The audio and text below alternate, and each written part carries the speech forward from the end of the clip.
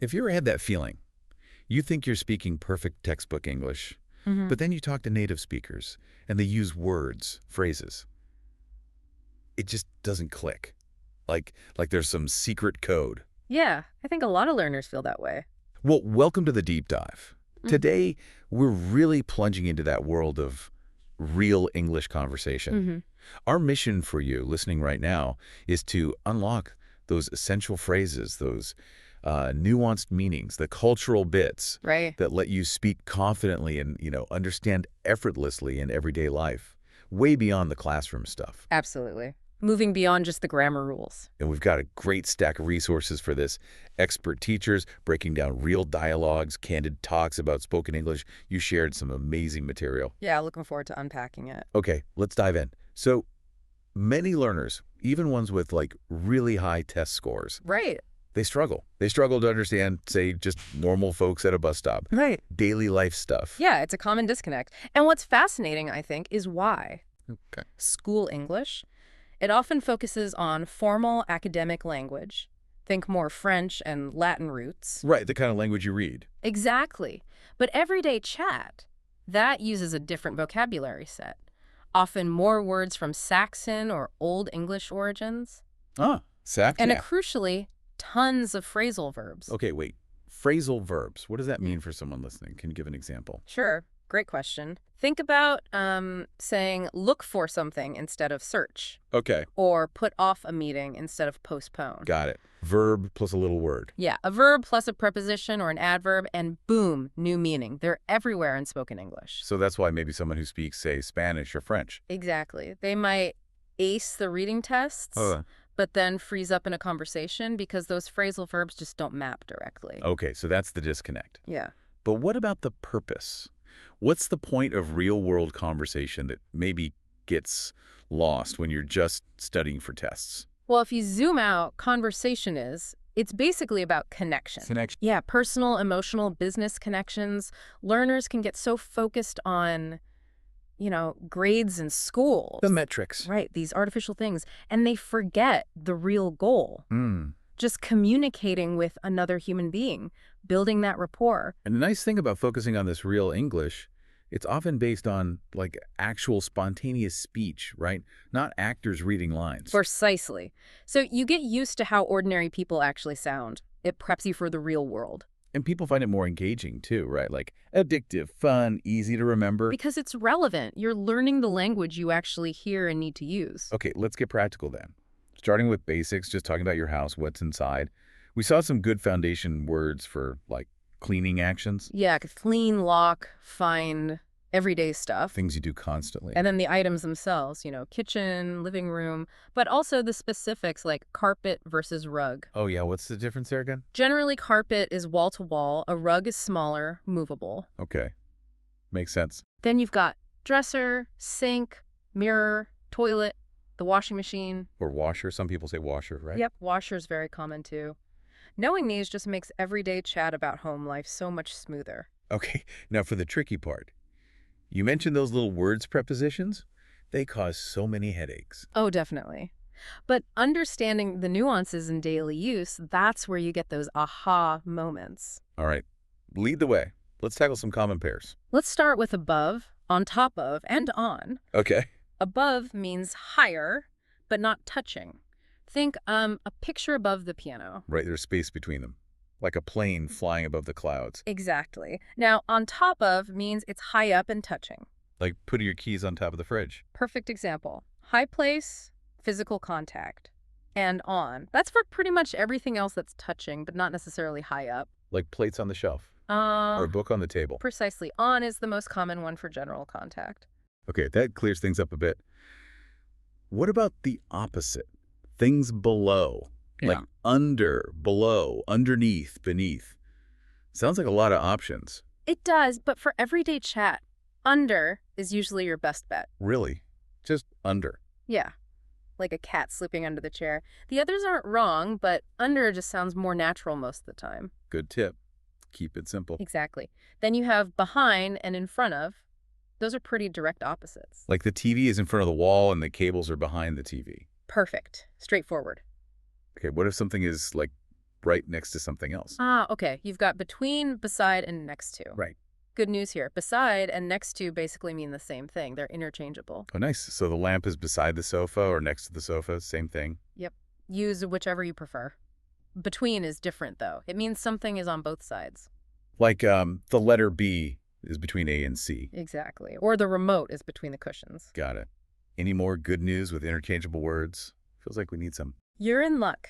For near, close by, and by. Uh-huh. In most everyday situations, they mean the same thing. Proximity. Seriously. So the coffee shop is near my house, close by my house, or by my house. Okay, Generally, yes. They all work to say it's not far. that is good news. Okay, final preposition pair. In versus inside, and out of versus outside. Right. For in and inside, inside isn't wrong, but in is just much more common in conversation.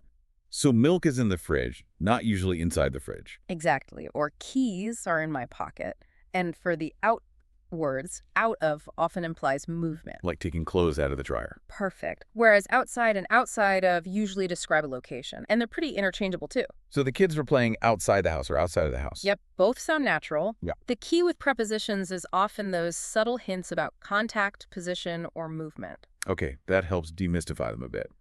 Now, shifting gears slightly. To sound natural, you absolutely need contractions. Oh, 100%. It's all about flow and, well, efficiency in speech. So a contraction is just two words smushed together with an apostrophe, right? Like I am becomes I'm. That's the basic idea. But the real key for you listening is how they sound.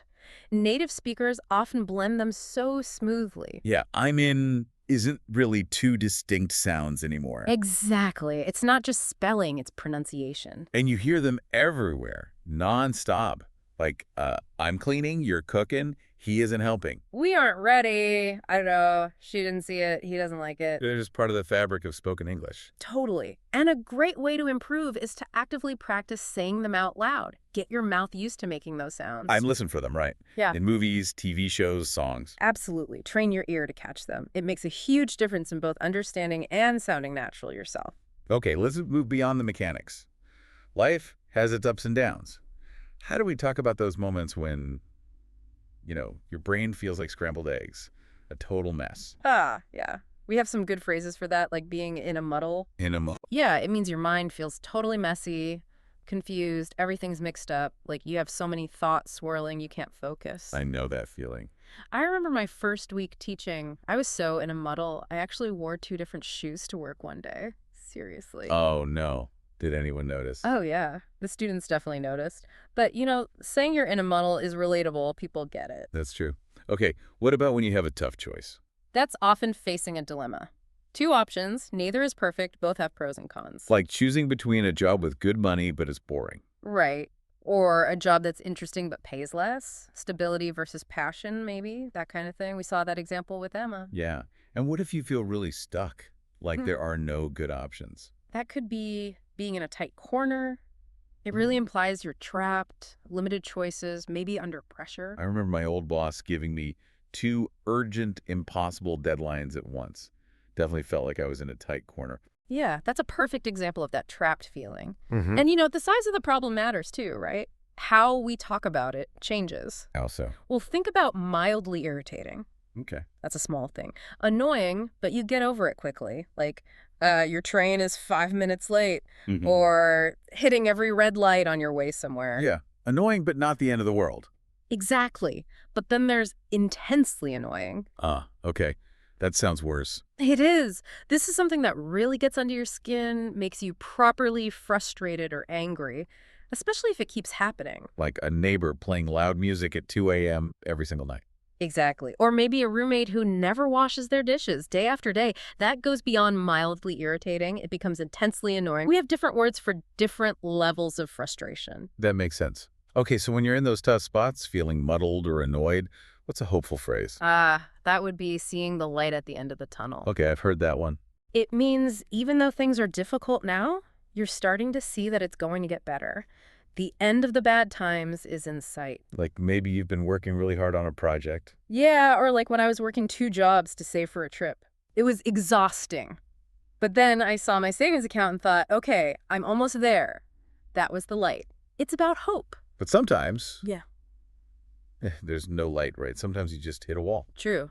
Sometimes you come to a dead end. Sounds final. It means you just can't move forward on that particular path anymore. No more options there. But crucially, it doesn't necessarily mean you failed. It just means that path wasn't the right one. Time to back up and find a different road. Like, I tried learning coding once. Really tried. Yeah, how'd it go? Came to a dead end. I just wasn't enjoying it, wasn't progressing. It was okay to stop and try something else. So recognizing a dead end is about redirection. Exactly. But if you do want to solve a problem, not just change paths, Then what? then you need to get to the bottom of things. Digging deeper. Precisely. Finding the real cause. Asking questions, not just looking at the surface. Like, we had students suddenly stop attending a class. Oh, yeah. Instead of assuming they were lazy, we got to the bottom of it. Turned out the bus schedule had changed and they couldn't get there on time. Ah, so the real reason was practical. Right. And once you get to the bottom of things, hopefully, you can finally get a grasp. Get a grasp, meaning understand it. Yeah, but like really understand it properly, clearly, fully. Moving from confusion to clarity. That feeling when it finally clicks. I remember struggling with English grammar concepts, then working with students answering their questions. Yeah. Suddenly I felt like I actually got it. I had a grasp. That's exactly it. That moment of clear understanding, it's a great feeling. Okay, let's shift again, another big area of confusion. Yeah.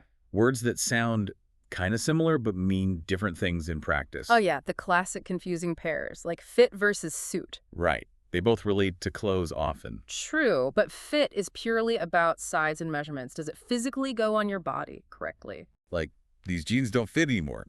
Too small. Exactly. It's functional. Whereas suit is about aesthetics. Does it look good on you? Does the style or color complement you? So that style doesn't really suit me, even if it fits okay. Perfect. So function versus looks. Fit versus suit. Understanding that difference makes you sound much more precise. Okay, good distinction. What about hear versus listen? They seem related to sound. They are, but again, a key difference. Hear is passive. It's just the sound waves hitting your ears. Right. You might hear traffic outside right now, even if you're not trying to. Right, it just happens. But listen is active. It requires attention, focus. You choose to listen to a podcast, or listen to instructions, or listen to music. So intentionality is the key. Hearing is passive, listening is active. You got it. Makes a big difference in meaning.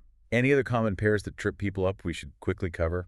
Well, say versus tell causes a lot of confusion. Oh, yeah. Basically, you say something, often used for direct quotes, like, she said hi. You don't usually need a person right after a say. So not, she said me hi. Correct. But you tell someone something. It needs that listener. She told me hi. Or you tell a story, tell a joke, tell the truth.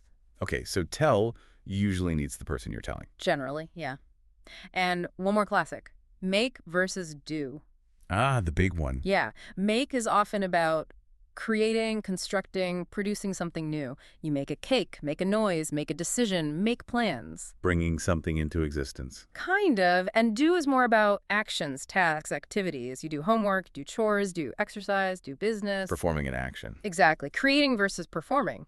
It's not always perfectly clear-cut, but that's the general idea. Mastering these pairs really levels up your fluency. Okay, great examples. Now let's talk social English. Those little phrases that keep conversations flowing. You mentioned the key pair of questions earlier. Ah, yes. Absolutely essential. What about you? And how about you? Why are they so important? Because they keep the conversation balanced. If someone asks you something, you answer, and then you use one of these to, like, toss the conversational ball back to them. So it doesn't become an interrogation. Exactly. Yeah. It shows you're interested in them, too. Vital for natural back and forth. Makes sense.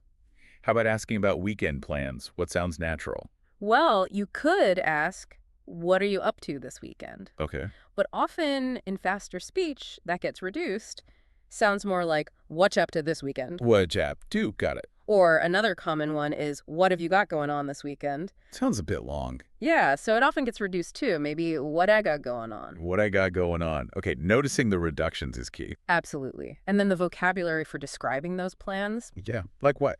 Well, there's brunch, that weekend meal, kind of late morning, breakfast and lunch combined, usually social. Right, love brunch. You might call someone who's always busy with plans a social butterfly. Flitting from event to event. Yep. Or the opposite is a homebody, someone who prefers staying in. That's me sometimes. Me too. So you might just stay in. Or maybe binge watch a show, watch lots of episodes, or catch up on chores, the less fun stuff that needs doing. Using these phrases just makes your description of your weekend sound instantly natural and relatable. Okay. What about eating? Like suggesting getting food. The common phrase for going to a restaurant is eat out. Simple enough. Yeah, often reduced like, want to eat out tonight. Want to eat out. Okay. And if you're getting food to take away, you might say pick up, take out, carry out, or maybe take away, depending on the region. Lots of options for that. Yeah. And when you're deciding what to eat, a really common question is, what are you in the mood for? Ah, good one. Often reduced to, what you in the mood for? What you're in the mood for? Pizza? Tacos? Exactly. And if you just want a quick informal meal, you might say, let's grab a bite. Nice and casual. Okay, birthdays. Yeah. Everyone has them. How do we talk about them naturally in English, especially U.S. English? Right. A big party might be called a birthday bash. Bash. Okay. Or you throw a party for someone. There are milestone birthdays, too, like a sweet 16, especially for girls, is a big deal. Right. Seen that in movies. And the 21st birthday is huge in the U.S. because that's the legal drinking age. It's a big symbol of adulthood. Okay. What about later birthdays? Huh. Well, once you hit 40, maybe 50, you might jokingly hear someone's over the hill. It's usually lighthearted self-deprecation. Over the hill. Got it. Or just a simple, slightly poetic way of saying it's another trip around the sun. I like that. Another Oh. trip around the sun. But this brings up a really important cultural point. Questions you should avoid. Oh, absolutely critical for social grace in the U.S. You really should avoid asking adults things like, how old will you be? Don't ask age directly. Nope. Also avoid, do you have kids? Do you want kids? Why don't you have kids? Wow, okay. All the kid questions. Yeah, and are you going to have more kids? Or is hey sure your only one? These are all considered too personal, potentially rude, or might touch on sensitive subjects like infertility or personal choice. So best to just let people share that info if they want to. Definitely. Don't pry. It's a big cultural faux pas. Good to know. Okay, switching to slightly less sensitive topics. Pets. How do we talk about our furry friends? Well, first off, we usually use he or she for pets, not it. Right. Gives them more personality, not just an object. Exactly. You might hear about a rescue pet, one adopted from a shelter. That's common. Or for a mixed breed dog, a common informal term is mutt. A mutt. Affectionate, usually. Yeah. And the animal doctor is usually shortened to vet. Just be aware, vet can also mean veteran, a former soldier. Context is key then. Always. And speaking of kids and potential confusion, Yeah. a really specific cultural tip for you listening. Okay. In the U.S., never, ever give food to a child you don't know well without asking their parent first. Why is that? Allergies are a huge concern. Also, parents might have specific rules about what their kids eat. It's considered very important to ask permission first. Got it. Ask the parent before offering any food to a child. Definitely. Okay, moving on to work and jobs. How do we chat about that? Yeah. How do you talk about work without sounding like you're complaining or bragging? Good question. You might call your main job your day job or your 9 to 5. Even if the hours aren't exactly 9 to 5. Right. It just means the primary employment. If you have a second job or income source, that's often called a gig or a side hustle. Side hustle's really popular now. Very. And a crucial distinction. Being laid off versus fired. What's the difference? Laid off means it wasn't your fault the company eliminated the position, maybe due to budget cuts. Fired means you did something wrong, broke rules. Very different implications. Okay. Laid off, company decision, fired, your fault. Usually, yes. We also talk about burnout, that feeling of exhaustion and losing passion from overwork, Healing that. and the desire for work-life balance. Trying not to let work take over everything. These terms help describe the modern work experience. Okay. How about money? Always a tricky topic. It can be, but knowing the phrases helps. If you don't have much money, you could say you're scraping by. Scraping by sounds tough. Or money is tight. Or you're on a budget. Okay. Trying to be careful. Exactly. Then there are words for spending habits. Someone who hates spending is stingy or a penny pincher. Those are negative. Like Scrooge. Exactly. Scrooge is the ultimate penny pincher. But being careful in a good way, that's frugal. Frugal is positive. Yes. And someone who likes saving is a saver. On the flip side, someone who loves spending is a spender, or maybe a high roller if they spend big. Okay. And if someone can't hold on to money, you might say money burns a hole in their pocket. They just had to spend it. Right?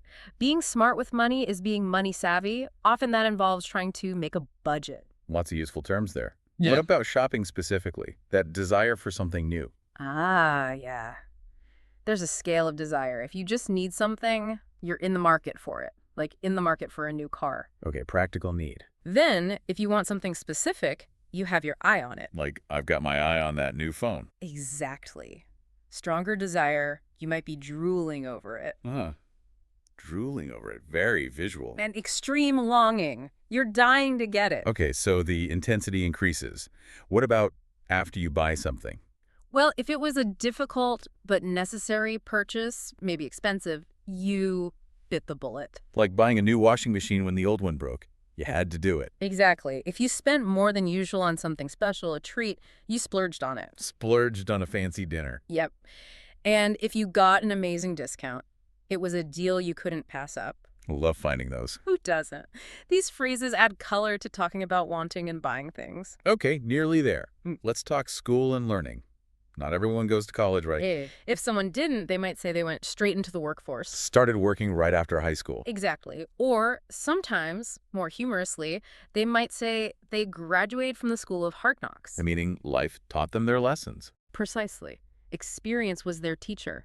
We also distinguish between being book smart. Good at academics, tests. Right. And being street smart. More practical, savvy about people, and real-world situations. Exactly. And someone who just loves learning throughout life. They're a lifelong learner. That's a nice ideal. They might have a thirst for knowledge and love to expand their horizons.